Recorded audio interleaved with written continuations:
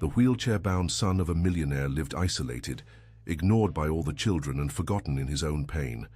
One day, in the park, a poor girl approached fearlessly and broke the silence by proposing a simple game. For the first time in years, the boy not only smiled, but cried with emotion in the face of genuine acceptance. What was born there was not just friendship, but the beginning of a struggle that would show the true value of love and family. The sprawling glass and Yi. Steel mansion perched on the cliffs of Malibu seemed to reach into the Pacific like a modernist sculpture. Despite its breathtaking views and architectural splendor, Westwood Estate had become little more than an elaborate prison for its two inhabitants. Maxwell Grant stood at the floor-to-ceiling windows of his home office, absently watching the sunset paint the ocean in spectacular hues of orange and pink. As founder and CEO of Quantum Sphere Technologies, he had revolutionized quantum computing and amassed a fortune that put him among America's wealthiest. Yet all the money in Silicon Valley couldn't fix what mattered most. "Mr. Grant?" The voice of Mrs. Peterson, the housekeeper, interrupted his thoughts. "I've prepared Oliver's dinner, but he's refusing to come downstairs again." Maxwell, Max to the few who knew him well, sighed and ran a hand through his prematurely salt and pepper hair. "I'll go up to him." The journey up the curved staircase to the east wing felt longer each day. He paused outside his son's bedroom door, gathering the emotional strength that business negotiations never required. He knocked softly. "Oliver. Buddy. Can I come in?" Silence greeted him, as it often did. Max pushed the door open gently. "Oliver." Grant sat in his wheelchair by the window, his small 7-year-old frame somehow looking even tinier against the backdrop of the endless ocean.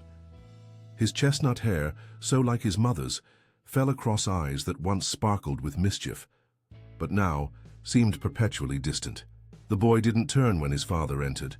"Mrs. Peterson made your favorite, mac and cheese with the fancy breadcrumbs on top." Max forced cheerfulness into his voice.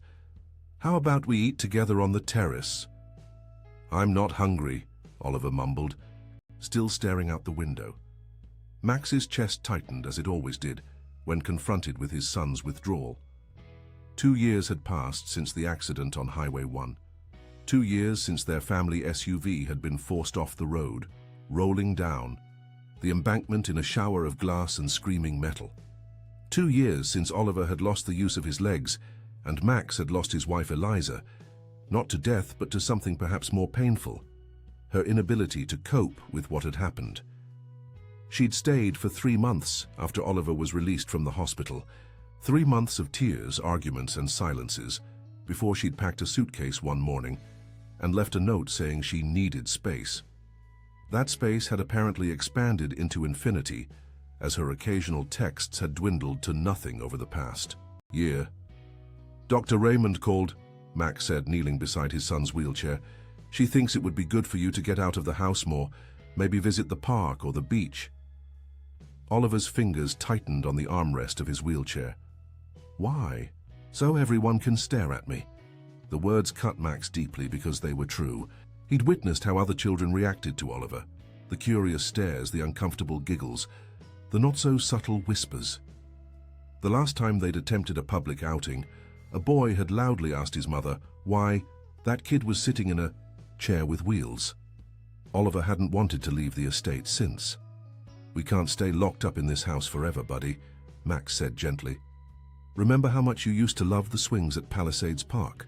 Before the accident, Oliver had been a whirlwind of energy, climbing the highest structures on the playground, racing other children, always returning home with scraped knees and beaming smiles. Now those memories only seemed to deepen his son's depression. "I can't swing anymore," Oliver said flatly. Max swallowed hard. "There are other things we could do. Watch the boats, feed the ducks." He hesitated. "Maybe meet some new friends."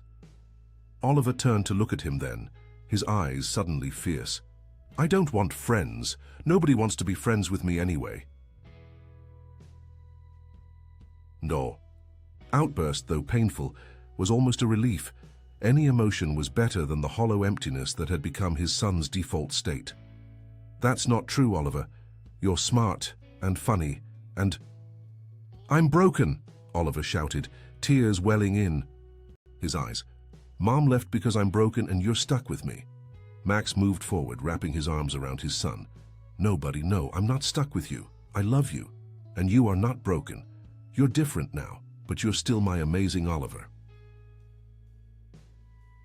The boy didn't return the embrace, but didn't pull away either. Small victories, Max thought bitterly. Later that night, after Oliver had eaten a few bites of dinner and been tucked into bed, Max sat in his office with a glass of scotch, staring at the latest email from Dr. Raymond, Oliver's therapist. Continued. "Isolation is detrimental to Oliver's emotional recovery," she'd written. "He needs to re-engage with peers and rebuild his confidence in social settings. I strongly recommend scheduled outings, starting with low-pressure environments where he can observe other children without feeling forced to interact." Max took a long sip of his drink. Tomorrow was Saturday. Maybe they could visit Pacific Palisades, park in the morning when it wouldn't be too crowded.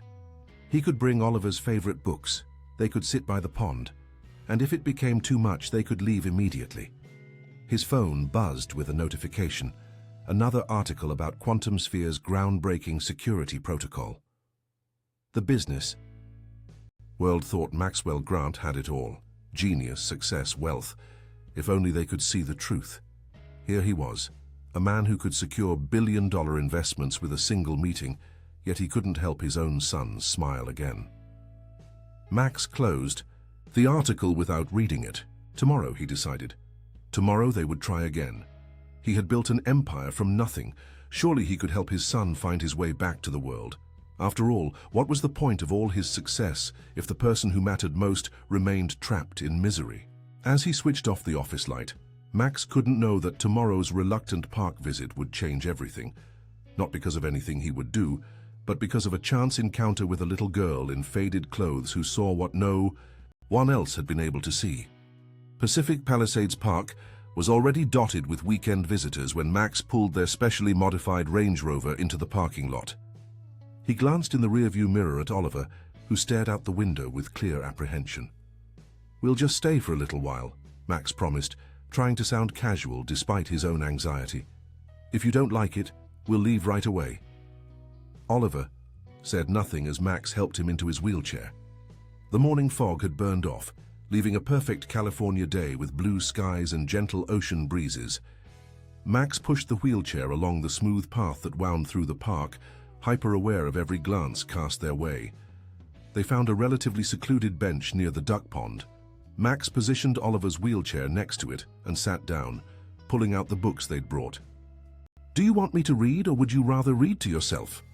Oliver shrugged, his eyes tracking a group of children playing tag nearby. Max caught the longing in his son's expression before the boy quickly looked away. He opened one of the adventure novels Oliver had once loved and began to read, hoping his voice might provide some comfort. On the other side of the pond, a commotion broke out among a group of adults, supervising what appeared to be several children on some sort of outing. A gray-haired woman was attempting to keep track of 5 energetic kids of various ages, while simultaneously setting up a modest picnic. "Everyone stay together, please," the woman called, her voice betraying exhaustion. "Lily, can you help Emma with her sandwich? And Tyler, don't go near the water without me." Max watched as one of the children, a small girl with unruly honey-blonde hair pulled back in a messy ponytail, helped a younger child with her food. The girl wore faded jeans with patches on the knees and a yellow t-shirt that had clearly been washed too many times. Despite her worn clothing, there was something striking about her, a kind of alertness in her movements, as if she were taking in everything around her. "Who are those people?" Oliver asked suddenly, following his father's gaze. "I'm not sure," Max replied, surprised by his son's interest. "Maybe a school group or a family outing." They watched as the elderly woman distributed juice boxes and simple sandwiches wrapped in wax paper. The blonde girl seemed to be helping, making sure the younger children were seated and had food before taking anything for herself. "She looks old to be their mum," Oliver observed. "Maybe she's their grandmother," Max suggested. "Or maybe she runs some kind of daycare." For the next half hour, Max continued reading while Oliver alternated between listening and watching the group across the pond. Max noticed his son's attention repeatedly drawn to the blonde girl, who seemed to be about Oliver's age, maybe a year older. After the children had eaten, they scattered to play. The blonde girl initially helped clean up, then wandered toward the playground where most of the other children were climbing and swinging. She stood watching them for a moment before turning away, her gaze scanning the park, until it landed on Oliver. Max felt his son stiffen beside him. Typically, when other children noticed Oliver, they would stare briefly before being pulled away by embarrassed parents, or worse, point and whisper to their friends. Max braced himself for the inevitable hurt that would flash across his son's face. But what happened next defied all expectations. The girl didn't stare or point. Instead, she smiled, a genuine bright smile that transformed her whole face, and began walking directly toward them. "Oliver," Max murmured, "I think that girl is coming over to say hello." Oliver's hands gripped his armrests tightly. "Why?" he asked, panic edging his voice. "Tell her to go away." Before Max could respond, the girl had reached them. Up close, Max could see that her clothes weren't just worn, but had been carefully mended in several places. Her sneakers had colorful drawings on them, clearly done by hand to cover scuff marks. "Hi," she said simply, looking directly at Oliver. "I'm Lily. What's your name?" Oliver stared at her, seemingly unable to speak. Max started to answer for him, but Lily kept her attention firmly on Oliver, waiting patiently for his response. "Oliver," he finally mumbled, looking down at his hands. "Cool name," Lily said. Then, with no hesitation or awkwardness, she added, "I like your chair. It looks super fast, is it?" Oliver's head shot up in surprise. It's okay, I guess." "I bet you can go really fast if you want to," Lily continued, as if they were discussing a bicycle rather than a wheelchair. "Do you like games?" Oliver nodded cautiously. "Me too. I know a really fun one we can play right here." She pulled a small, worn deck of cards from her pocket. "It's called Riddle Me This. Want to try? You don't have to move or anything." Max watched in astonishment as this girl, this complete stranger, approached his son with such natural ease. No pity, no discomfort, no tiptoeing around his condition. She simply saw a boy she might play with.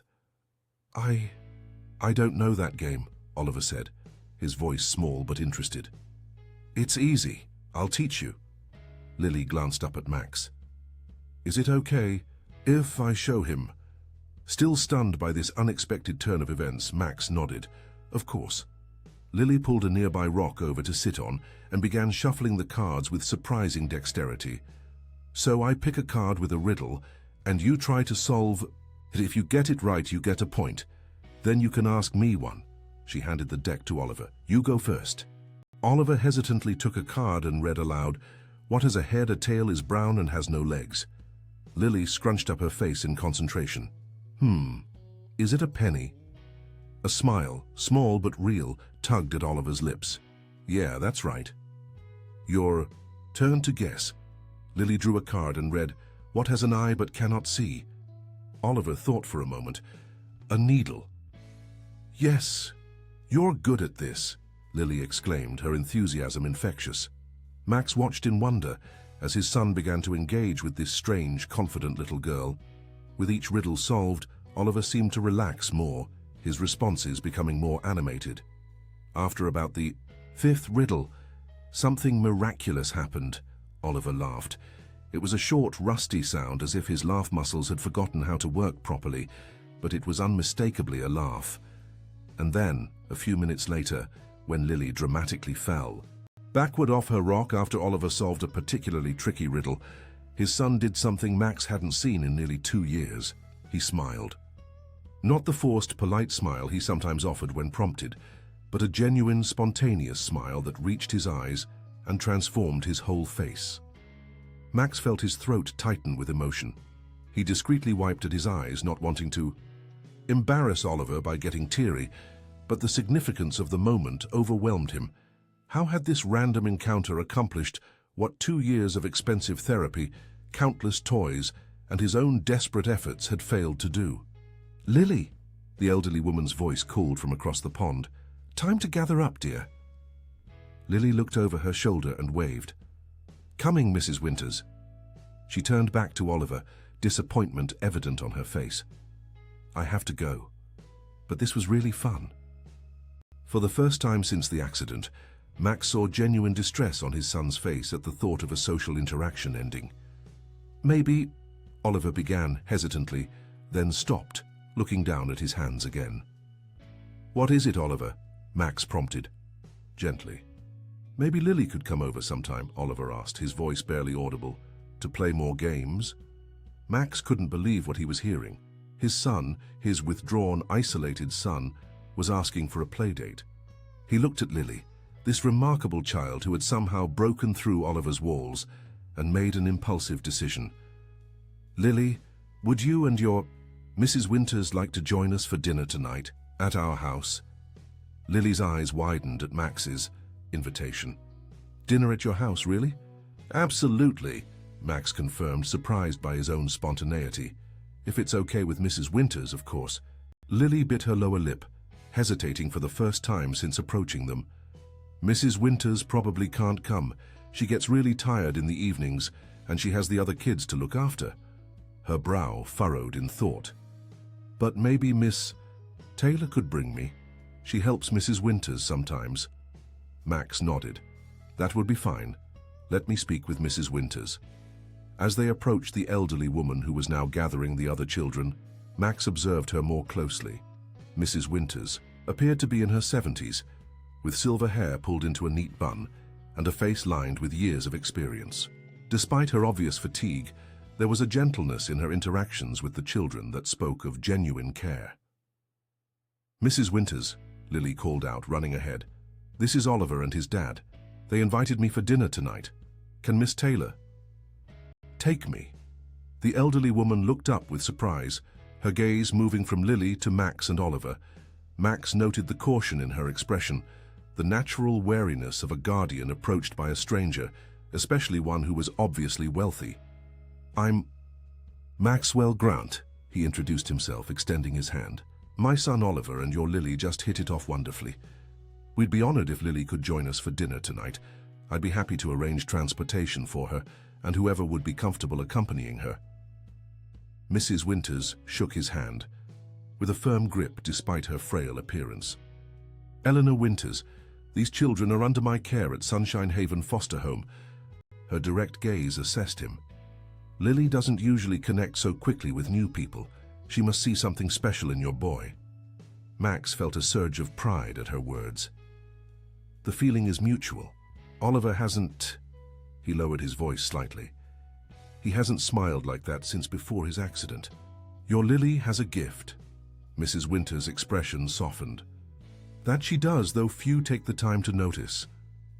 She glanced at Lily, who was now showing Oliver something in her pocket, a collection of smooth stones and seashells. "I'm afraid I can't accompany her this evening. My health isn't what it used to be, and I have the other children to consider. But our assistant director, Rebecca Taylor, could bring her if that's acceptable." "Completely acceptable," Max assured her. "I can send a car for them around 6. After exchanging contact information and confirming the details, Max and Mrs. Winters called the children over to explain the plan. Oliver looked simultaneously excited and terrified at the prospect of Lily coming to their home. For the first time in years, Max saw something like anticipation in his son's eyes. As they said their goodbyes, Lily leaned toward Oliver's wheelchair. "I can't wait to see your house," she whispered loudly. "I bet it's amazing." Oliver's cheeks flushed slightly, but he nodded. "It's pretty big," he admitted. "We have a game room." "A whole room just for games?" Lily gasped, her blue eyes wide with wonder. "That sounds like heaven." On the drive home, Oliver was more animated than Max had seen him in years. "Do you think Lily will like the arcade games, Dad? Should we order pizza? Does Mrs. Peterson know how to make kid food?" Max smiled, his heart lighter than it had been in a long time. "Mrs. Peterson can make anything, buddy, and I'm sure Lily will love the games. What matters is that you two have fun together." Oliver nodded, suddenly looking serious. "She didn't even care about my wheelchair, Dad. She just talked to me like normal." Max swallowed the lump that formed in his throat. "That's how it should be, Oliver. That's how real friends see each other." The hours before Lily's arrival were a flurry of activity. Mrs. Peterson was instructed to prepare a child-friendly feast. Max had the game room dusted and every console checked to ensure everything was working properly. Oliver insisted on changing his shirt twice, finally settling on his favorite Star Wars t-shirt, one he hadn't worn in months because he said it reminded him of before. At precisely 6 o'clock, the security system announced visitors at the E-ish gate. Max watched on the monitor as his driver opened the car door for a young woman in her early 30s, and Lily, who had changed into what appeared to be her best outfit, a simple blue dress with a slightly uneven hem. Oliver positioned his wheelchair in the grand foyer, nervously adjusting his t-shirt. When the massive front door opened, Lily stepped in and immediately froze, her mouth forming a perfect O of astonishment. "Whoa," she breathed, her eyes traveling up to the soaring ceiling with its crystal chandelier. "Your house is like a castle." Rebecca Taylor, a warm-looking woman with curly brown hair and sensible shoes, placed a gentle hand on Lily's shoulder. "Remember your manners, Lily," she prompted softly. Lily straightened up immediately. "Thank you for inviting me to your home, Mr. Grant," she said with practiced formality that made Max smile. Then her composure dissolved as she spotted Oliver. "Oliver, your house is amazing. Can we see the game room? Do you really have a whole room just for games?" Oliver's face lit up. "Yeah. Dad, can I show Lily the game room now?" "After dinner," Max promised, "which is ready and waiting. Miss Taylor, please join us." Over a spread of gourmet mini pizzas, chicken tenders, and fresh vegetables arranged to look like a smiling face, Max observed the children's interaction with fascination. Lily chattered easily, asking Oliver questions and actually listening to his answers. She expressed amazement at the fancy food, but showed surprisingly good manners for her age, thanking Mrs. Peterson with genuine appreciation. "So, Lily," Max asked between bites, "how long have you been staying with Mrs. Winters?" "Almost a year now," Lily replied. "Before that I was with the Hendersons, but they decided they couldn't keep me because they were moving to Arizona for Mr. Henderson's job. And before that, I was with a family in San Diego, but they were just temporary. Mrs. Winters is the best, though. She lets me help with the little kids and doesn't mind when I collect things." "Collect things?" Oliver asked. Lily nodded eagerly, reaching into her pocket to produce her treasures: a blue marble, several smooth stones, a bent penny, and a tiny plastic dinosaur. "I find stuff everywhere. Mrs. Winters says I have eagle eyes." Rebecca Taylor smiled fondly. "Lily sees value in things others might overlook," she explained to Max. "It's one of her special talents." After dinner, Oliver proudly led the way to the game room, controlling his motorized wheelchair with newfound confidence. Lily followed, gasping with delight when Oliver switched on the lights to reveal a gamer's paradise: multiple gaming consoles, a small movie theater setup, and classic arcade machines lining one wall. "This is the coolest room ever," Lily exclaimed, spinning in a circle to take it all in. For the next 2 hours, Max watched as the children moved from game to game. Lily proved to be a quick learner, never seeming to mind when Oliver beat her at games he had mastered during his long isolation. When Oliver struggled with controls that required more dexterity than he currently possessed, Lily casually suggested alternatives or team modes where they could play together.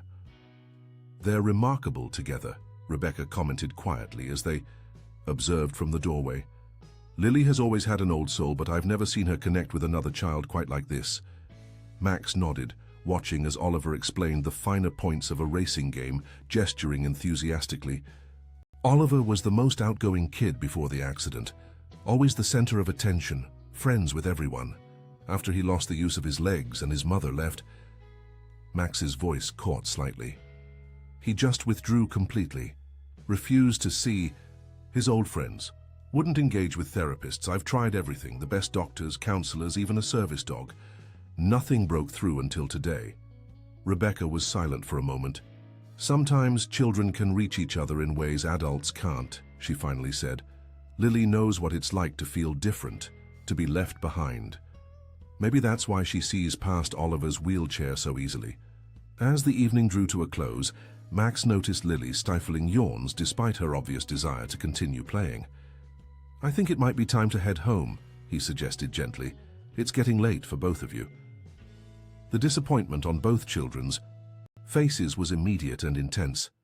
But we haven't even tried the virtual reality games yet, Oliver protested, a familiar stubborn set to his jaw that Max hadn't seen in years. Another time, Max promised, surprising himself with how much he meant it. Lily can come visit again soon. Tomorrow? Oliver asked hopefully.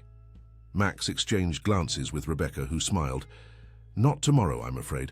Mrs. Winters has a doctor's appointment, and I'll be managing the house, but perhaps the day after. Actually, Max said, an idea forming. What? If we came to visit Lily? If that wouldn't be an imposition, of course. Rebecca hesitated. Sunshine Haven isn't exactly... Well, it's not like this, she gestured to the luxurious surroundings. We do our best with limited resources. All the more reason for us to come to you, Max insisted. Oliver needs to get out more, and I'd love to meet the other children. Perhaps I could bring some treats. As Rebecca considered this, Lily approached Oliver's wheelchair and leaned in to whisper something. Oliver's face broke into another genuine smile, and he nodded enthusiastically. What are you two plotting over there? Max asked, amused. Lily turned to him with solemn eyes. I told Oliver that he's my best friend now, and he said I'm his best friend too. The simple declaration, delivered with such certainty, struck Max deeply. One afternoon had accomplished what 2 years of struggle had not. It had given his son a friend. Not just any friend, but one who saw him completely, wheelchair and all, and still chose him. As they said their goodbyes at the door, Max found himself already making plans. Tomorrow, he would have his assistant research Sunshine Haven foster home. There had to be ways he could help, discreetly, of course. He wouldn't do anything to jeopardize this precious new connection.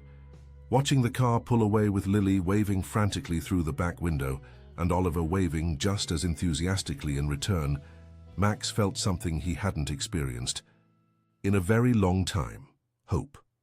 The visit to Sunshine Haven foster home 2 days later was an eye-opening experience for both Max and Oliver. Located in a modest neighborhood in Santa Monica, the 2-story Victorian house had clearly seen better days.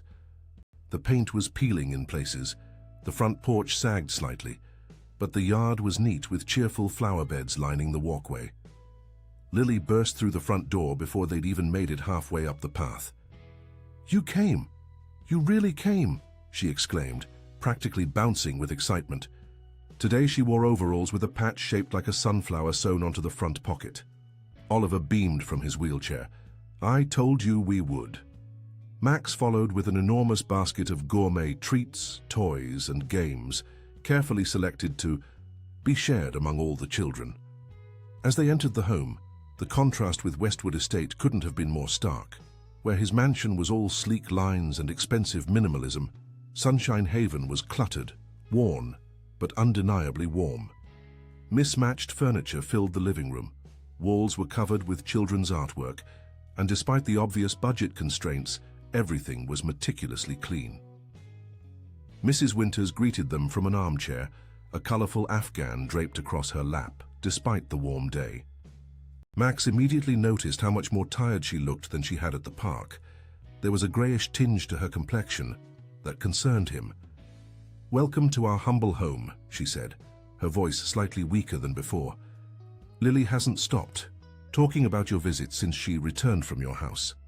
The other children, ranging from about 4 to 10 years old, gathered shyly in the doorway, curious about the visitors. Max recognized a few from the park. With Lily's enthusiastic introductions, the initial awkwardness quickly dissolved. Soon, Oliver was surrounded by children, answering questions about his cool chair and the basket of goodies Max had brought. While the children were occupied, Max took the opportunity to speak privately with Mrs. Winters and Rebecca Taylor in the small kitchen. "I hope you don't mind my asking," he began carefully, "but is everything all right, Mrs. Winters? You seem ill," she finished for him with a wry smile. "I am, Mr. Grant. Cancer. The doctors gave me 6 months to a year, and that was 8 months ago." She said it matter-of-factly, without self-pity. Max was taken aback by her frankness. "I'm very sorry to hear that." Mrs. Winters nodded, accepting his sympathy with dignity. "The hardest part isn't the illness itself. It's knowing what will happen to these children when I'm gone." She gestured toward the living room where laughter could be heard. "The foster system is overwhelmed. Sunshine Haven will likely close, and the children will be separated and placed wherever there's space." The thought of Lily, bright, perceptive, Lily, being sent to yet another temporary home made Max's stomach clench. "Isn't there anyone who could take over?" Rebecca sighed. "I would in a heartbeat, but I don't have the financial means to keep this place running. The state funding barely covers the essentials as it is. Mrs. Winters has been supplementing from her own savings for years."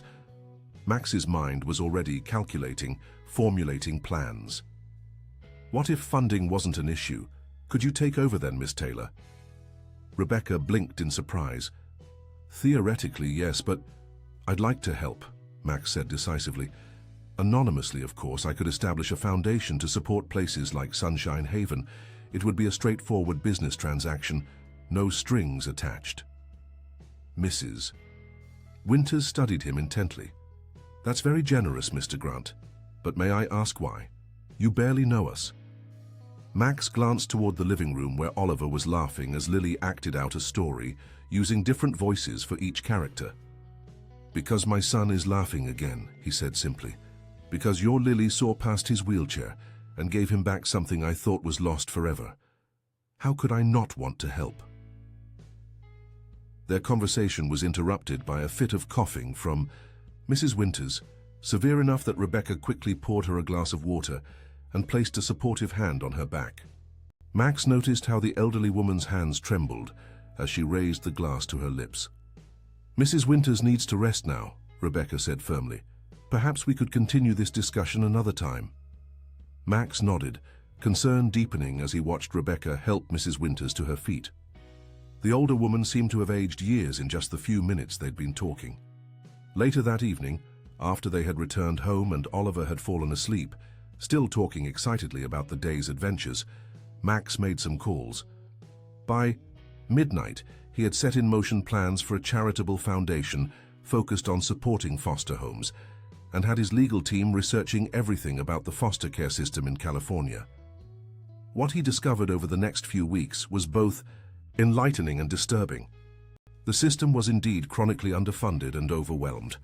Children like Lily often bounced from home to home, rarely finding permanence. The statistics about outcomes for these children were grim: higher rates of educational failure, homelessness, and incarceration. During this time, Oliver and Lily's friendship blossomed. Max arranged for Lily to visit several times a week, sometimes bringing 1 or 2 of the other children from Sunshine Haven along. Oliver began to emerge from his shell, showing interest in things beyond his immediate environment for the first time since the accident. He even agreed to resume physical therapy, motivated by Lily's encouragement and unwavering belief that he could get stronger. Max was in the middle of a video conference with Tokyo investors when his assistant interrupted. With an urgent message, Mrs. Winters had been hospitalized. Oliver, who was supposed to visit Sunshine Haven that afternoon, was devastated by the news. "But who's taking care of Lily and the others?" he demanded, his face creased with worry. "Miss Taylor is with them," Max assured him, "and I've arranged for additional help at the house. Everyone is being looked after." "Can we go see Mrs. Winters? Lily must be so scared." Max hesitated. "Hospital visits can be difficult, buddy. Let me check what's possible." A call to Rebecca confirmed his fears. Mrs. Winters' condition was critical advanced pancreatic cancer that had spread aggressively. The doctors were not optimistic. Worse still, Rebecca explained in a hushed voice that county officials had already been notified. Plans for redistributing the children were underway. "They're trying to keep siblings together where possible," she explained, her voice strained. "But with 5 children and so few placements available, Lily will almost certainly be moved, possibly out of the district, maybe even out of state." Max felt as though the ground had dropped out from beneath him. How soon? "They're expediting the process because of Mrs. Winter's condition, possibly within the week." Oliver was inconsolable when Max gently explained the situation. "She can't go away. She's my best friend. She's the only one who doesn't care about my stupid chair." Watching his son's distress, Max made a decision that would alter all their lives. What if Lily didn't have to go anywhere? What if she could stay with us? Oliver's tear-streaked face transformed with hope. "You mean, like, live here? Forever?" "It's called adoption, buddy. It's a big step, and there would be a lot of legal things to figure out, but yes, Lily could become part of our family." "Yes!" Oliver shouted, pumping his fist in the air. "Yes, yes, yes. Call them right now, Dad. Tell them Lily is coming to live with us." Max smiled at his son's enthusiasm while tempering his own expectations. As a businessman, he understood that complex processes couldn't be rushed no matter how much money one had. Still, he immediately contacted his legal team to begin exploring the possibility.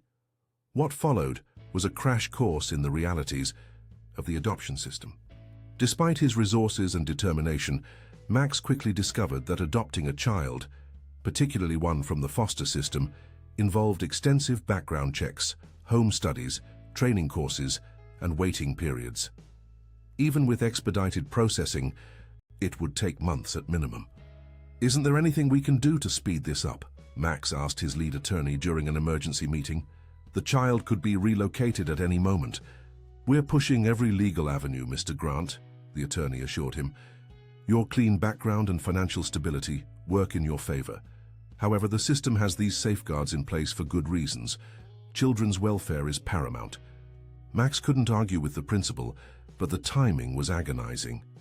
Meanwhile, Oliver had thrown himself completely into preparation for Lily's arrival, directing Mrs. Peterson to prepare the best bedroom ever and making lists of all the things they would do together. 3 days after Mrs. Winters was hospitalized, Rebecca called with news that sent Max racing to his car. Mrs. Winters had taken a sharp turn for the worse, and county officials were accelerating their timeline. The children would be placed within 48 hours. At the hospital, Max found Rebecca in the hallway outside Mrs. Winters' room, her eyes red from crying. "She's asking to see you," she said quietly. "She's been in and out of consciousness, but she was very clear about wanting to speak with you." Max entered the dimly lit room with trepidation. Mrs. Winters lay propped against pillows, oxygen tubes in her nose, her already thin frame now almost skeletal. Yet her eyes, when they focused on him, were as sharp and perceptive as ever. "Mr. Grant," she whispered, her voice barely audible. "I was hoping you'd come." Max moved to her bedside, taking her frail hand in his. "Of course. How are you feeling?" A ghost of a smile crossed her lips. "Like someone who's about to meet her maker." She squeezed his hand with surprising strength. "I need to ask you something important. It's about Lily." "I've already started the adoption process," Max assured her. "My legal team is working around the clock." Mrs. Winters nodded weakly. "That's good to hear. Lily needs stability, permanence, but there's a complication you should know about." Max leaned closer to hear her labored words. "Lily has an aunt, Sarah Harper, her mother's sister. She's been trying to get custody for years, but the system, there were financial concerns, housing issues. She's a good woman, just struggling, lives in Eagle Rock." Max felt a chill run through him. A blood relative would almost certainly take precedence over him in the adoption process, regardless of his resources. "She works 3 jobs," Mrs. Winters continued. "Couldn't provide the supervision Lily needed, but she loves that child. Visits whenever she can, brings little gifts." Her breathing became more labored. "She has rights, Mr. Grant. You need to talk to her before you proceed." As Max left the hospital, his mind was churning. An aunt in the picture complicated everything. He could push forward with the adoption, use his resources to outmaneuver this Sarah Harper, but would that be right? Would it be what was best for Lily? He was still wrestling with these questions when his phone rang. It was Rebecca, her voice trembling. "The county is moving faster than we thought. They've found placements for all the children. Someone is coming for Lily tomorrow morning at 9. The next morning dawned with a sense of urgency that had Max and Oliver arriving at Sunshine Haven by 8 o'clock. Oliver had insisted on coming, refusing to be left behind while his best friend's fate was decided. Lily sat on the front porch steps, a small backpack and a tattered suitcase beside her. Unlike the other children who were crying or acting out, as county workers processed their paperwork, Lily was eerily calm, her face a mask of practiced acceptance that broke Max's heart. "You came to say goodbye," she said when she saw them, her voice steady despite the slight tremble of her lower lip. "Actually," Max said, kneeling to be at her eye level, "we're hoping it won't be goodbye at all." Lily's composure faltered. "What do you mean?" Before Max could explain, a battered Honda Civic pulled up to the curb. A woman in her early 30s climbed out, her waitress uniform visible under her coat despite the early hour. She had the same honey blonde hair as Lily, though hers was streaked with premature grey and pulled back in a practical ponytail. Dark circles under her eyes spoke of chronic exhaustion, but her face lit up when she spotted Lily on the steps. "Auntie, Sarah?" Lily cried, her calm facade crumbling as she ran to the woman. Sarah Harper caught her niece in a fierce hug, lifting her off her feet despite her small stature.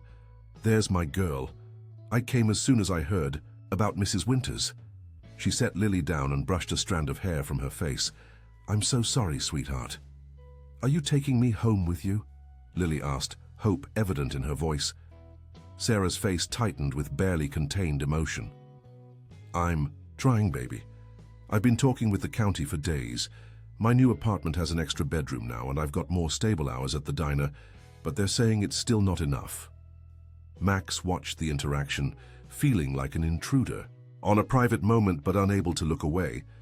Here was the aunt Mrs. Winters had mentioned, clearly loving, clearly trying her best, and clearly struggling against a system that demanded resources she didn't have. Oliver tugged at Max's sleeve. "Dad," he whispered urgently, "who is that?" "Lady, why is Lily so happy to see her?" "That's Lily's aunt," Max explained quietly. "Her mother's sister." Oliver's brow furrowed as he processed this information. "Does that mean Lily is going to live with her instead of us?" The question hung in the air as a county official emerged from the house, clipboard in hand. "Ms. Harper, we need to discuss Lily's placement." Sarah straightened her shoulders, keeping a protective arm around her niece.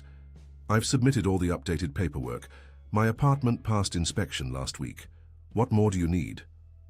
The official, a tired-looking woman, with a name badge reading Mrs. Donovan, sighed.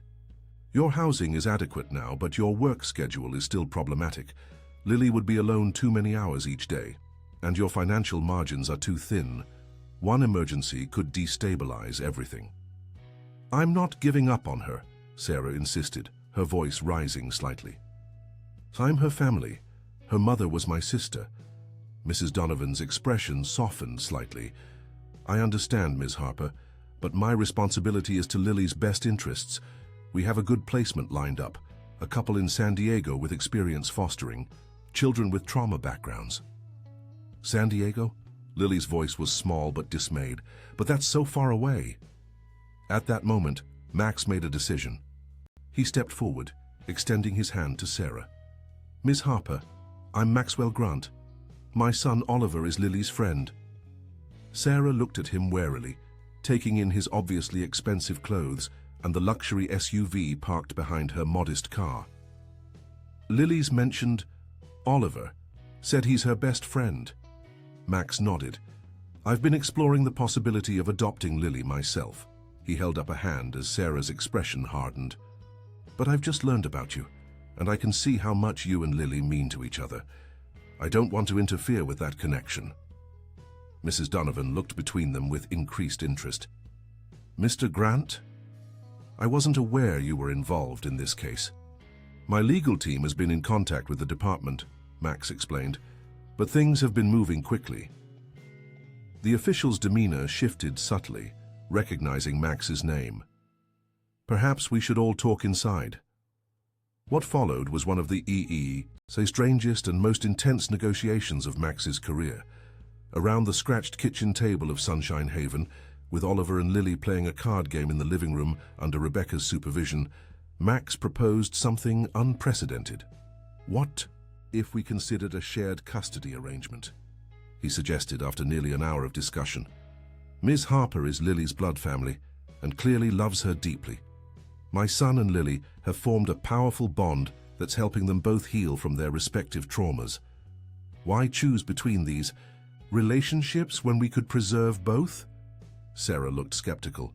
Shared custody? Between a waitress and a... She gestured vaguely at Max's custom-tailored suit. Whatever it is you do. I'm a tech entrepreneur, Max said simply.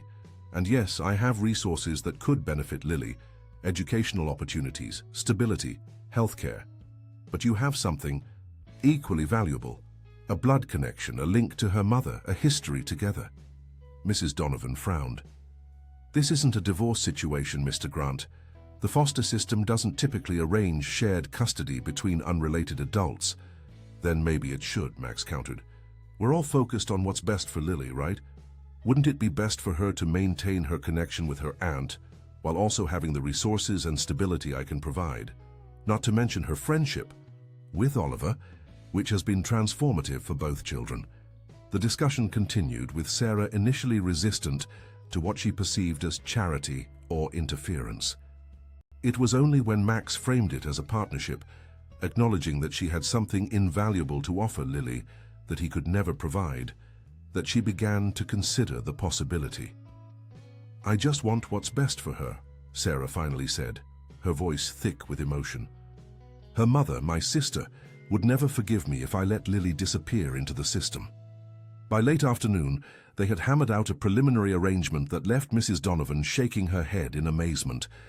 Lily would split her time between Max's home in Malibu and Sarah's apartment in Eagle Rock. Max would provide transportation to ensure the transitions were seamless and would cover educational expenses regardless of which home Lily was in.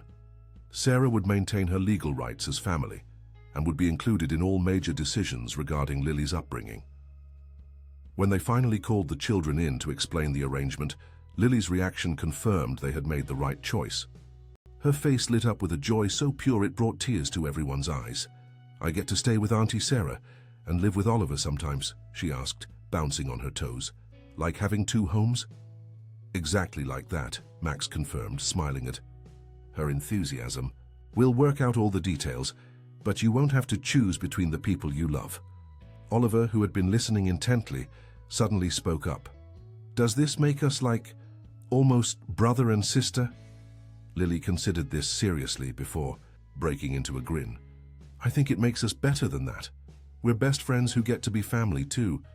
The next few months were a whirlwind of legal paperwork, court appearances and adjustments as they implemented their unprecedented arrangement. Sarah moved into a better apartment in a safer neighborhood, with Max covering the difference in rent as part of their legal agreement. She reduced her work hours to spend more time with Lily, while Max's foundation made up the difference in her income. Lily thrived under the arrangement. At Sarah's apartment, she maintained her connection to her mother's memory, learning family recipes and hearing stories about her mother as a child. At Max's home, she received educational support, developed her friendship with Oliver, and experienced opportunities she had never dreamed possible. For Oliver, Lily's presence was transformative. His physical therapy progress accelerated dramatically as he worked to build upper body strength. His therapists noted that his determination seemed directly linked to his desire to keep up with Lily's energetic pace. While he still used his wheelchair, he began experimenting with crutches for short distances, motivated by Lily's unwavering belief that he could do anything he set his mind to.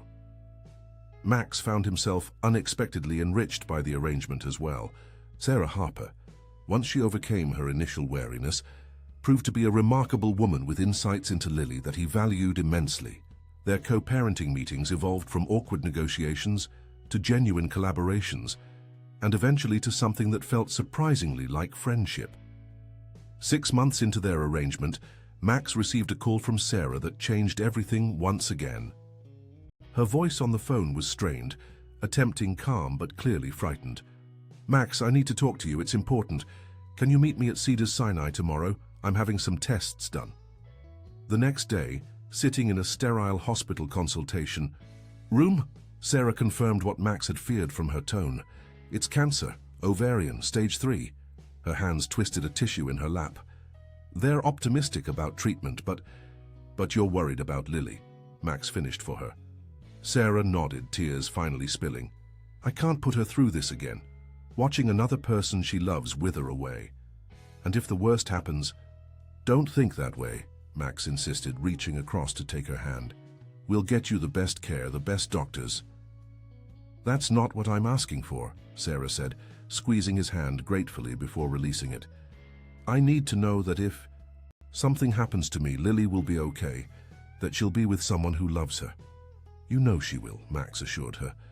"Oliver and I already consider her family." Sarah took a deep breath. "I want to amend our agreement. If I don't make it, I want you to have full custody. Legal adoption. She loves you and Oliver so much, and you've given her stability. I never could." The conversation was difficult, filled with tears and fears, but also with a deep mutual respect that had developed between them. By the time they left the hospital, they had a plan, not just for Lily's future, but for supporting Sarah through her treatment. Over the next several weeks, Sarah underwent surgery followed by aggressive chemotherapy. Max arranged for her to receive treatment from top oncologists and made sure she had support at home when Lily was with him. The children were told a carefully edited version of the situation, that Sarah was sick and needed treatment, but that doctors were helping her get better. Despite these precautions, Lily was perceptive enough to understand the seriousness of her aunt's illness. "Is Auntie Sarah going to disappear like Mrs. Winters?" she asked Max one night as he tucked her into bed at his home. Max chose his words carefully. "The doctors are doing everything they can to make her well again, and no matter what happens, you will always have a home and people who love you."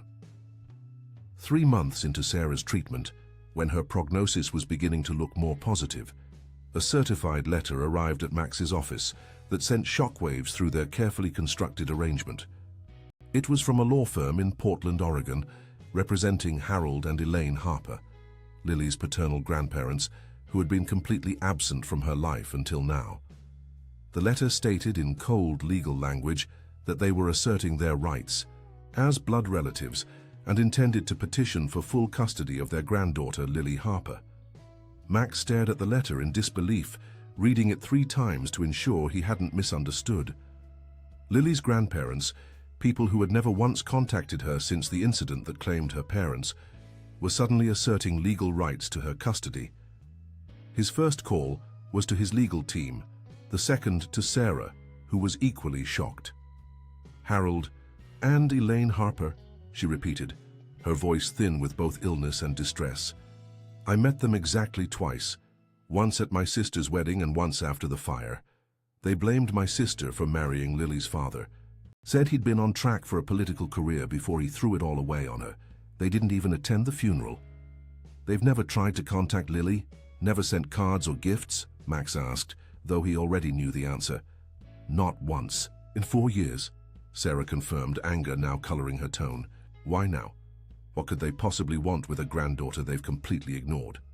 The answer came in the form of a small article in a Portland business magazine that Max's investigator uncovered. Harold Harper was running for state senate, campaigning on a platform of traditional family values. The article mentioned how the tragic loss of his son in a fire had inspired his commitment to community safety regulations. He's using his son's memory for political gain, Max realized, with disgust. And now he wants Lily to complete the picture of the devoted family man. But there was something else, something that made Max's blood run cold. The article mentioned Harper's business interests, including a venture capital firm that had recently invested heavily in a quantum computing startup. A startup that happened to be QuantumSphere's most aggressive competitor. "This isn't just about politics," Max told his lead attorney during an emergency meeting. "Harper's looking to gain leverage against me through Lily. He wants to use her." as both a political prop and a business weapon. His attorney, Eleanor Vance, a formidable woman who had navigated Max through countless high-stakes negotiations, looked troubled. If that's true, it's despicable, but proving it will be difficult. On paper, they're blood relatives with presumptive rights. What about abandonment? They've had zero contact with Lily for years. That helps, but they could claim they were denied access or didn't know how to reach her. Courts generally favor reunification with blood relatives when possible. Max ran a hand through his hair in frustration. So, what do we do? Eleanor straightened her spine, determination hardening her features. We fight. We document everything. Lily's progress in your home and with Sarah, the stability you've provided, the grandparents' complete absence until now. We depose everyone who can speak to Lily's best interests, and we investigate Harper thoroughly, not just his sudden interest in Lily, but any potential improprieties in his campaign or business dealings. The next few weeks were a blur of legal maneuvers, depositions, and court filings. Max hired round-the-clock security for both his home and Sarah's apartment, fearing that the Harpers might attempt to make direct contact with Lily or even try to remove her from the state. The most difficult part was deciding what to tell the children. After consulting with child psychologists, Max and Sarah agreed on a version of the truth that wouldn't frighten them unnecessarily. Lily, Max explained one evening, as both children sat on the sofa in his living room, there are some people who are related to you, your father's parents, who want to meet you. Lily frowned. I have grandparents? Like from my real dad? Yes, from your father's side. They live in Oregon. Why haven't they ever visited me? Before, she asked, the innocent question cutting straight to the heart of the issue. Max exchanged a glance with Sarah, who was staying at his guest house during a break between chemotherapy treatments. That's a complicated question, sweetheart, Sarah answered. Sometimes adults make mistakes or choices that aren't very good. Oliver, who had been listening intently, reached for Lily's hand. Are they trying to take you away? The blunt question made both adults wince, but Lily seemed unfazed. No one can take me away from you guys, she said, with the absolute certainty that only a child could muster. We're a family now. Despite their attempts to shield the children, the tension in the household was palpable as the court date approached. Oliver became clingy, wanting Lily in his sight at all times, while Lily grew uncharacteristically quiet, often found staring into space or clutching her small collection of treasures. 2 days before the preliminary hearing, Max received another shock when his security team reported that a local news van had been parked outside Sunshine Haven, now operated by Rebecca Taylor with funding from Max's foundation. A reporter was interviewing people about the custody battle between a tech billionaire and the grieving grandparents of an orphaned child. How did this get to the press? Max demanded, pacing his office. Eleanor's expression was grim. Harper leaked it. It's a classic move. Control the narrative by taking it public. He's positioning himself as the devoted grandfather fighting for his rights against a wealthy outsider. The story spread quickly, with tabloid headlines ranging from sympathetic grandparents fight billionaire for custody of orphaned girl to sensational tech titan in custody war, money versus blood. Sarah, already weakened by her treatments, was hounded by reporters outside her apartment until Max moved her temporarily into his guest house for protection. This is my fault, Max said, as they sat on his terrace the night before the hearing, the lights of Los Angeles twinkling below them. I brought all this attention to Lily with my involvement. Sarah shook her head. No, this is all Harold Harper. He's using Lily as a pawn for his own agenda. Despite the toll of chemotherapy, Sarah's eyes flashed with the same fierce protectiveness Max had first seen months ago. We won't let him win. The preliminary hearing was a circus. Reporters crowded the courthouse steps, and the courtroom gallery was packed with spectators and journalists. Max and Sarah entered through a private entrance arranged by Eleanor to avoid the media frenzy. Harold and Elaine Harper sat at the opposite table, the picture of dignified grief. Harold, a silver-haired man in an expensive suit, projected an air of patrician authority. Elaine, thin and elegant in a conservative dress, dabbed at her eyes with a monogrammed handkerchief for the benefit of the courtroom sketch artist. Judge Martinez, a no-nonsense woman with 20 years on the family court bench, made it clear from the outset that she would not tolerate theatrics. "This courtroom is not a campaign stop or a media opportunity," she stated firmly. "My only concern is the welfare of the minor child, Lily Harper." The Harpers' attorney, a slick operator named Richard Dawson, presented their case first. He painted a heart-wrenching picture of grandparents who had been denied access to their beloved granddaughter after a tragic fire, who had searched for years to find her in the foster system, only to discover she was being held by a wealthy man with no blood relation and a cancer-stricken aunt barely able to care for herself. "Your Honor, these loving grandparents can provide Lily with stability, family connection, and a link to the father she lost," Dawson concluded smoothly. "They can give her a proper two-parent household with traditional values, something neither Mr. Grant as a single father nor Ms. Harper in her condition can offer." Eleanor's cross-examination was surgical. "Mr. Harper, can you tell the court the date of the last birthday card you sent to Lily?" Harold shifted uncomfortably. "We weren't able to reach her." "So none. What about Christmas presents?" "As I said, we were denied. Just none will suffice, Mr. Harper," Eleanor interrupted. "Can you tell the court Lily's favorite color?" "She's a little girl. Pink, I assume." Eleanor raised an eyebrow. "It's blue, actually. Her favorite food." Harper's face reddened. "I object to this line of questioning, Your Honor," Dawson interjected. "The Harpers haven't had the opportunity to know these details because they've been denied access." "Denied by whom exactly?" Eleanor countered. "Lily has been in the foster system, accessible through proper channels to any legitimate family member who inquired. There is no record of any contact attempt, visitation request, or even a phone call from the Harpers until 3 weeks. Coincidentally right after Mr. Harper announced his Senate campaign and invested in a competitor to Mr. Grant's company." Judge Martinez's eyes narrowed at this last piece of information. "Is this true, Mr. Harper?" Harper cleared his throat. "My business dealings and political aspirations have nothing to do with our desire to reconnect with our granddaughter." "Then perhaps you can explain," Eleanor continued relentlessly, "why the first interview you gave about this case was to a political blog rather than pursuing proper legal channels privately, as would be appropriate in a sensitive case involving a minor." By the time Eleanor finished her cross-examination, the Harpers' motivations had been called into serious question. Judge Martinez called a recess before Max and Sarah's side would present their case. In the private conference room, during the break, Eleanor was cautiously optimistic. "We've damaged their credibility, but they still have the advantage of biological connection. The judge will need compelling evidence that Lily's best interests lie with you."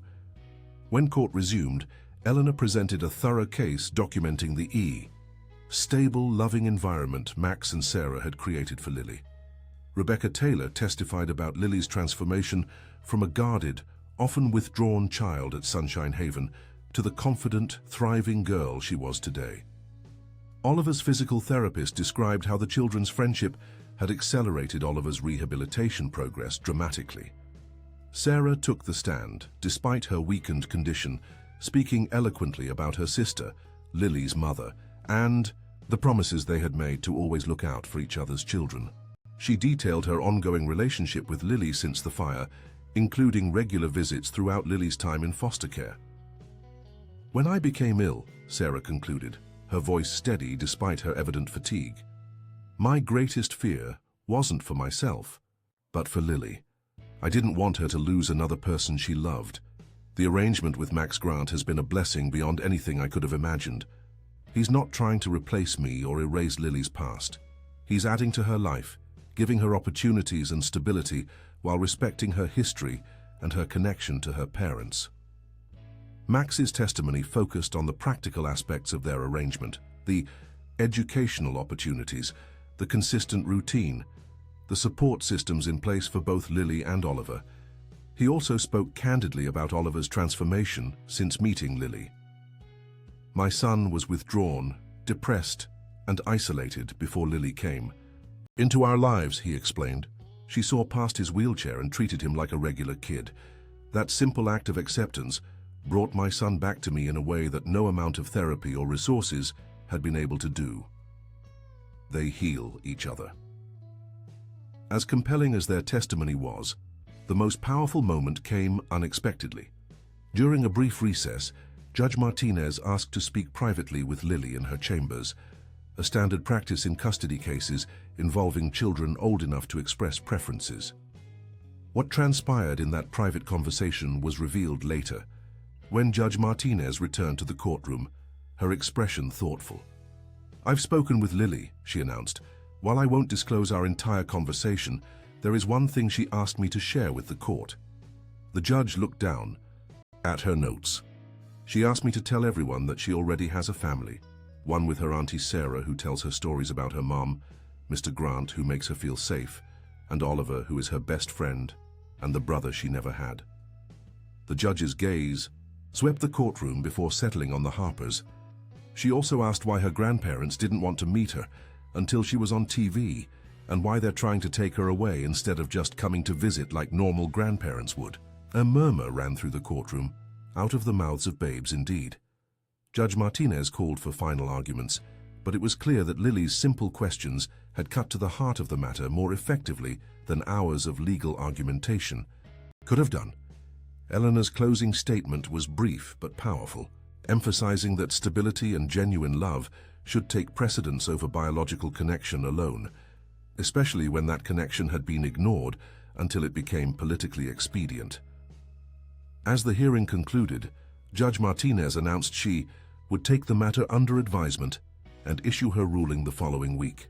The uncertainty was excruciating, but Eleanor remained cautiously optimistic. "Lily's statement to the judge was more powerful than anything we could have presented," she told Max and Sarah as they left the courthouse through a private exit. Children's perceptions are often remarkably clear. That night, Max found himself sitting on the edge of Lily's bed as he tucked her in. Oliver had insisted on a sleepover in her room, his wheelchair parked beside the trundle bed Max had installed for such occasions. "You did really well today, Lily," Max said softly. "I know talking to the judge must have been scary." Lily shrugged. "She was nice. She asked me what I wanted and I told her the truth. I want to stay with you guys and Auntie Sarah." "We want that too, sweetheart. Those people, my grandparents, they don't really want me," Lily said matter-of-factly. "They just want to be on TV and make you mad." Out of the mouths of babes, indeed, Max thought again, marveling at her perception. "Whatever happens," Oliver spoke up from his bed, "we'll still be best friends. Nothing can change that." Lily smiled at him, reaching across the space between their beds to squeeze his hand. "I know. We're family now. Not because of blood or papers, but because we chose each other." As Max turned out the light, he was struck by the wisdom in Lily's words. Family by choice rather than circumstance. Wasn't that the purest definition of love? Tomorrow would bring new challenges, but tonight, listening to the children's whispered conversation and eventual soft breathing, Max allowed himself to hope that sometimes, just sometimes, love might be enough to win the day. The week of waiting. For Judge Martinez's decision was one of the longest of Max's life. He threw himself into work during the day, attending video conferences and reviewing quarterly projections with a detachment that concerned his executive team. Evenings were spent with the children, maintaining their routine with a forced normalcy. That fooled no one. Oliver and Lily, resilient as children often are, found ways to cope with the uncertainty. They created elaborate board games with rules that only they understood, and built a blanket fort in Oliver's room that became their sanctuary. Max often found them huddled inside, whispering their fears and hopes to each other when they thought no one was listening.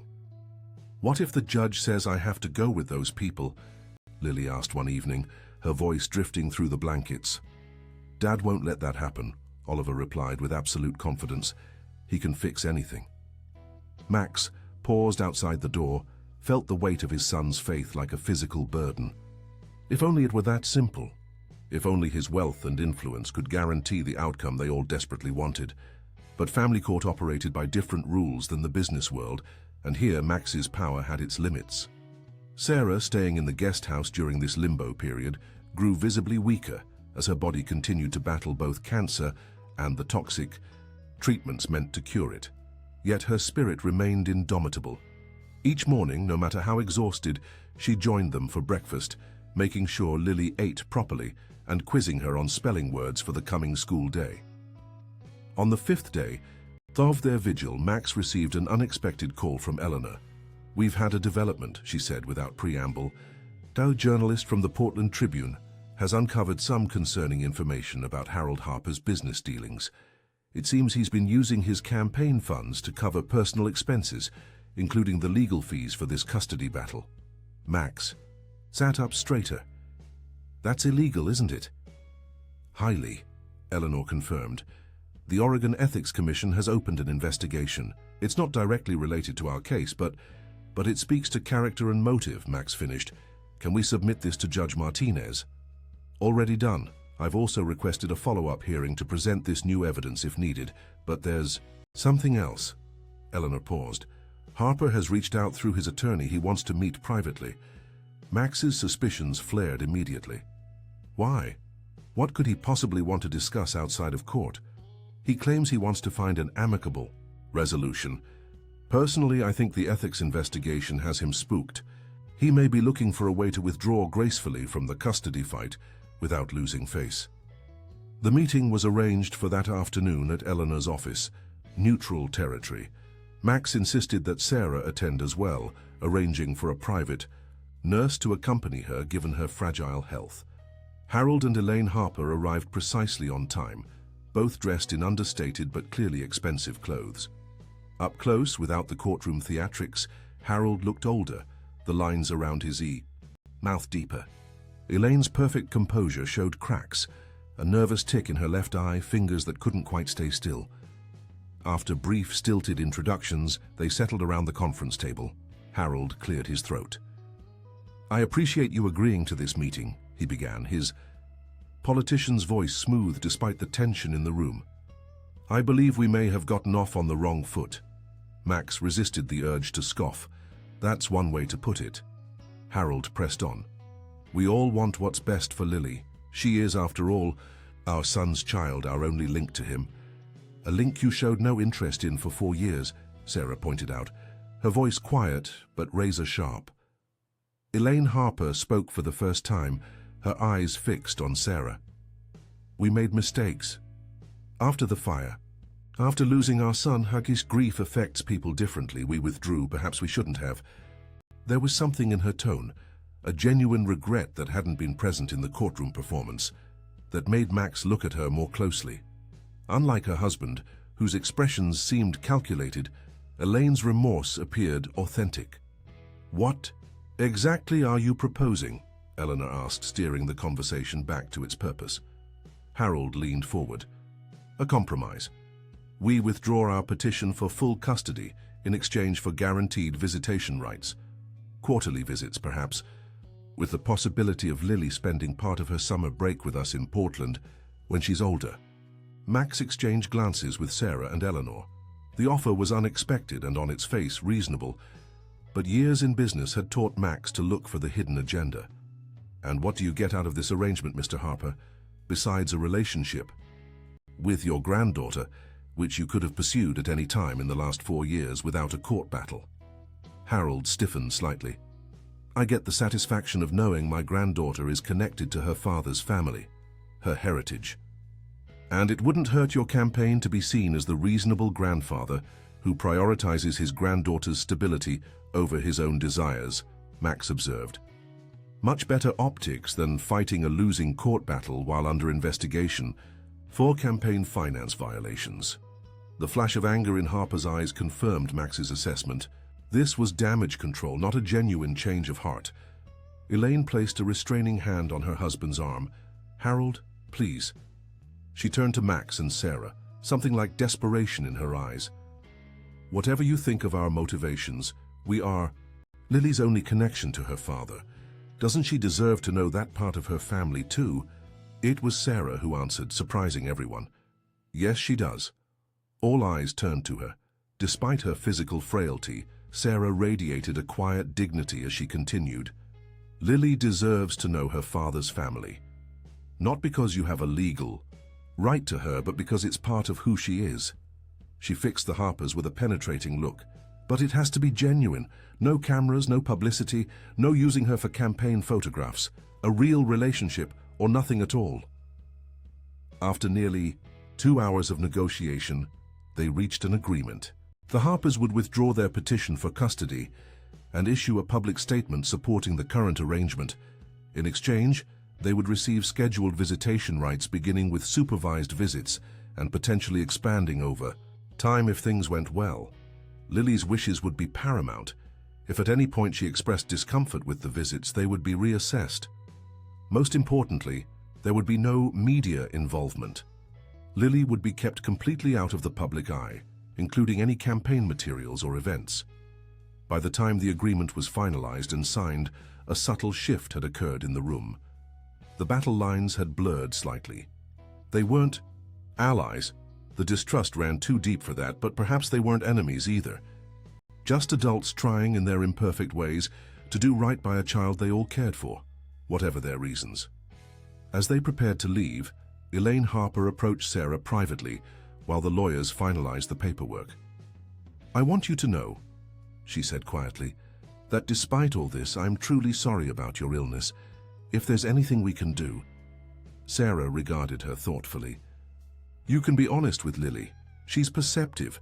She'll know if you're just pretending to care about her, and that would hurt her more than not knowing you at all." Elaine nodded, her eyes bright with unshed tears.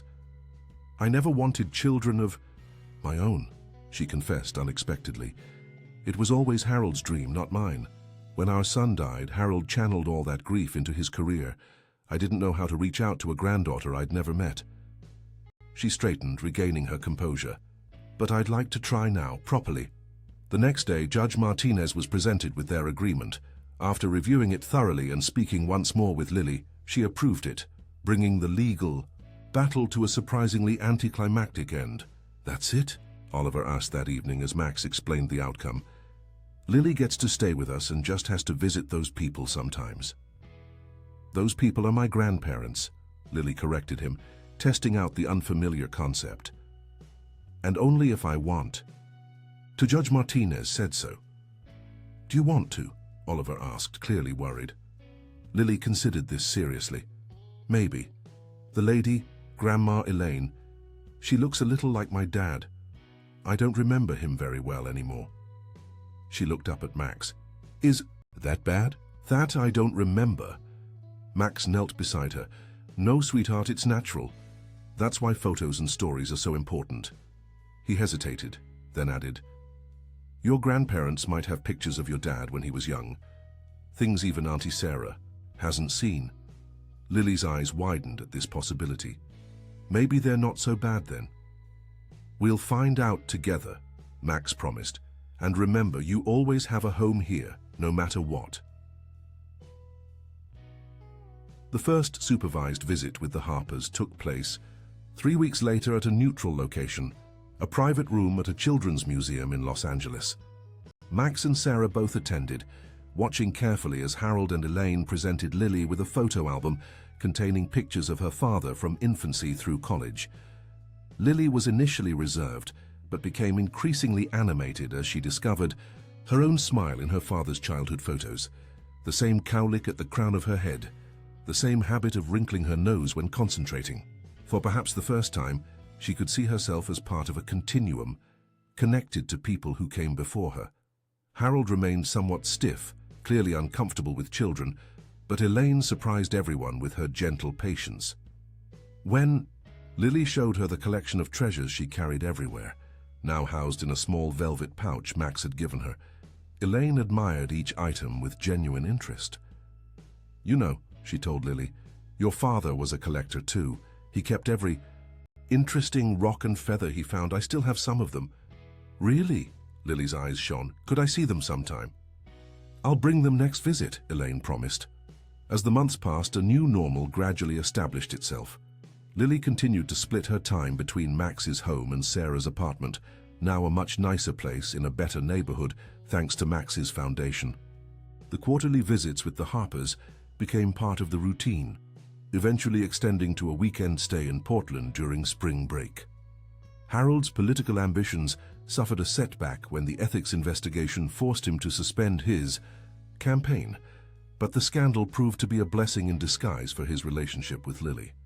Without the pressure of public appearances and image management, he slowly revealed a more genuine side, teaching Lily chess and showing an unexpected patience when she struggled with the rules. Sarah's health stabilized with an experimental treatment Max helped secure.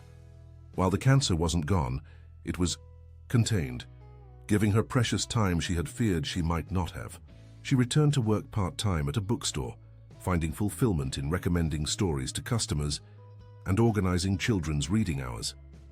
The most remarkable transformation, however, was in the children. Oliver progressed from wheelchair to crutches for short distances, his determination fueled by Lily's unwavering confidence in him. For her 9th birthday, he painstakingly learned to stand long enough to give her a hug, a moment that left not a dry eye among the adults present. Lily blossomed academically and socially, her natural intelligence nurtured by the stability she now enjoyed. The wounded, wary child who had approached a boy in a wheelchair at a park was still there beneath the surface, in her instinctive kindness toward anyone who seemed left out, in her ability to see beyond physical limitations to the person within. One evening, nearly a year after the custody battle had been resolved, Max found himself on the terrace of his Malibu home, watching the sunset over the Pacific. Sarah sat beside him, wrapped in a light blanket despite the warm evening. "Penny for your thoughts," she said, following his gaze to where Oliver and Lily were playing an elaborate game of their own invention on the lawn below, Oliver navigating, with his crutches for short bursts before returning to his wheelchair. "I was just thinking about how much has changed," Max replied. "A year ago, Oliver barely spoke. Now look at him." Sarah smiled. "Children are resilient when they're loved." Speaking of which, she nodded toward the children, who were now engaged in what appeared to be a serious discussion, heads close together. "What do you think they're plotting down there?" They didn't have to wonder long. The children made their way up to the terrace, Oliver moving with the increasing confidence that months of physical therapy had given him. "Dad," he began, unusually formal, "Lily and I have been talking, and we have a question." "A serious question," Lily added, her expression solemn. Max and Sarah exchanged amused glances. "We're listening," Max said, matching their gravity. Oliver took a deep breath. "We think we should all live together all the time." "Like a real family," Lily clarified. "Not just sometimes at your house and sometimes at Auntie Sarah's apartment." "I see," Max said carefully, not daring to look at Sarah. "And have you two figured out the logistics of this arrangement?" The children nodded in unison. "Auntie Sarah could have the guest house," Lily explained. "That way, she'd still have her own space but would be close, and we could have dinner together every night instead of just some nights." "We've made a pros and cons list," Oliver added, producing a slightly crumpled paper covered in their combined handwriting. Max accepted the list, pretending to study it seriously while processing what the children were actually proposing. It wasn't just a living arrangement they were suggesting. It was a formal merging of their unconventional family unit. "This is very thorough," he said finally, passing the list to Sarah. "But have you considered that Auntie Sarah might want her own place? Her independence is important." "We thought of that," Lily assured him. "That's why the guest house is perfect. It's like her own apartment, but closer." Sarah looked up from the list, her expression unreadable. "And you've discussed all this between yourselves?" The children nodded again. "For weeks," Oliver confirmed. "We think it makes the most sense and—" He hesitated, suddenly less confident. "We're happiest when we're all together." In that moment, looking at these two children who had found each other against all odds and forged a bond that transcended circumstance, Max felt a certainty settle over him. Whatever shape their family took, these children, and yes, Sarah too, were the heart of it. "Well," he said, smiling at Sarah, I think this proposal deserves serious consideration, don't you?" Sarah's slow smile in return held a warmth that had nothing to do with her illness and everything to do with the family they had created together. "I believe it does." That night, long after the children had gone to bed, Max and Sarah remained on the terrace talking quietly under the stars, about practical matters like living arrangements and boundaries, about deeper concerns like what this would mean for all of them going forward, about the strangeness and beauty of finding family in the most unexpected places. No decisions were made that night, but a seed was planted, a possibility to be nurtured and explored. A future that none of them could have imagined 2 years ago, when a lonely boy in a wheelchair met a resilient girl who saw beyond his limitations. 6 months later, on a perfect spring day, they gathered in the judge's chambers once more. This time, it wasn't for a custody battle, but for a celebration. Max, dressed in his finest suit, signed the final adoption papers, making Lily legally his daughter, with Sarah's full blessing and continuing role as her legal guardian, should anything happen to him. Oliver stood proudly beside them, supporting himself on a single crutch, a testament to his ongoing progress. The Harpers were present as well, their relationship with Lily having evolved into something genuine if still developing. As Judge Martinez pronounced the adoption final, she smiled at the unusual group before her. "In my 20 years on the bench, I've seen many different types of families," she said. "The ones that thrive aren't necessarily those that match some traditional ideal. They're the ones where children are truly seen, truly valued for exactly who they are." Her gaze moved from Max to Sarah to the Harpers, and finally to the children. This arrangement may be unconventional, but then again, so is the love that created it. Sometimes the families we build are even stronger than the ones we're born into. As they left the courthouse, Lily walked between Max and Oliver, one hand in each of theirs, Sarah just behind them, with her arm linked through Elaine Harper's for support. The photographers from the local paper captured not the tech billionaire or the politician's family, but simply a group of people who had chosen each other, imperfections and all. "What happens now?" Lily asked as they reached the car.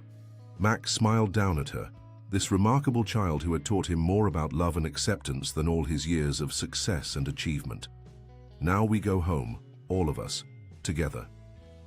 "Together," Oliver echoed, squeezing Lily's hand. "That's what makes us family." And as they drove away from the courthouse toward the future they would build together, Max knew that all his wealth and success paled in comparison to the true fortune he had found. A family created not by blood or circumstance, but by the radical power of seeing and being seen, of choosing and being chosen, of loving without conditions or limitations. A family that proved, once and for all, that the richest gifts often come in the most unexpected packages, and that sometimes it takes a child to teach adults what truly matters in this complicated, beautiful world. Film de Historia. Dear listeners, we hope this story of Max, Oliver, Lily and Sarah touched your heart. How these remarkable characters found family in unexpected places reminds us that the deepest connections aren't defined by blood or circumstance, but by genuine acceptance and love. If this emotional journey moved you, please subscribe to our channel by clicking the button on your left. Every day we bring unique stories that explore life's complexities and the power of human connection. Don't miss our upcoming content. We have more heartwarming tales waiting for you. Leave a like if Oliver and Lily's friendship touched your heart and share in the comments your thoughts about what makes a true family. We've created a special playlist with equally captivating stories. Find it by clicking to your right. Thank you for joining us on this journey. Until our next story, remember that sometimes the families we choose are the ones that heal us most completely.